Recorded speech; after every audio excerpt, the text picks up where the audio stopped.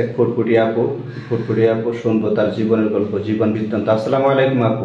ওয়ালাইকুম আসসালাম। কেমন আছেন আপু? জি আলহামদুলিল্লাহ ভালো। আপু আপনার নাম কি? আমার নাম খুশি। আপনার নাম খুশি?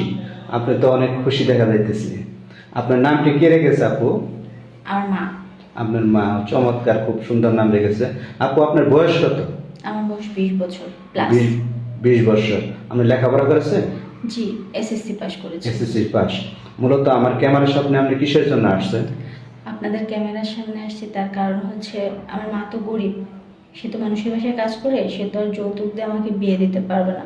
আর গ্রামে যৌতুকের জন্য আমার বিয়ে হচ্ছে না, সেজন্যই আপনাদের এখানে আসছি। শুনেছি আপনাদের এখানে নাকি অনেকেই যৌতুক ছাড়া বিয়ে করে। মূল কথায় আপনাকে যদি কেউ যৌতুক ছাড়া বিয়ে করতে চায় তাহলে অবশ্যই অবশ্যই তার সাথে বিয়ে করবেন, তাই না? হ্যাঁ। যদি কোনো প্রবাসী ভাই আপনাকে বিয়ে করতে চায় তাহলে কি বিয়ে করবে? হ্যাঁ, শুধু মানুষটা ভালো হলেই আমি করব। মানুষটা ভালো হলে হবে না? তার বয়সটা কিরকম হবে আপু? যে কোনো বয়সের হতে পারে।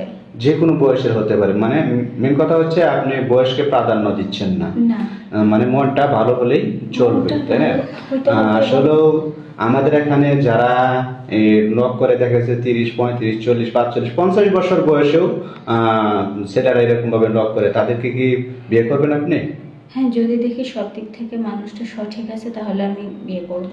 মানুষটা যদি সঠিক হয়, সৎ হয়, ভালো হয়, তাহলে অবশ্যই তাকে বিয়ে করবেন। জি। 30, 40, 45, 45 এরকম বয়সে কেউ কিন্তু সিঙ্গেল থাকে না।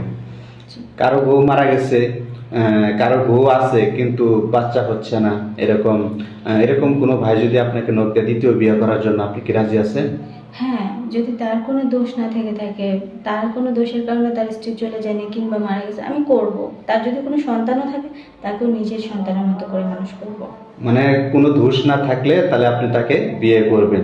জি। আচ্ছা আপু, আপনার সাথে যোগাযোগ করবে কেমনি ভাই? আমার একটা ফোন ছিল, আমার ফোনটা তো নষ্ট হয়ে গেছে। এখন আমার সঙ্গে যোগাযোগ করতে হলে আপনাদের মাধ্যমে যোগাযোগ করতে হবে। আমাদের মাধ্যমে করতে হবে। সুপ্রিয় দর্শক, এই মুহূর্তে ক্যামেরার সামনে ডিসপ্লেতে যে নাম্বারটা দেখা যাচ্ছে এটা আমাদের চ্যানেল কর্তৃপক্ষের নাম্বার।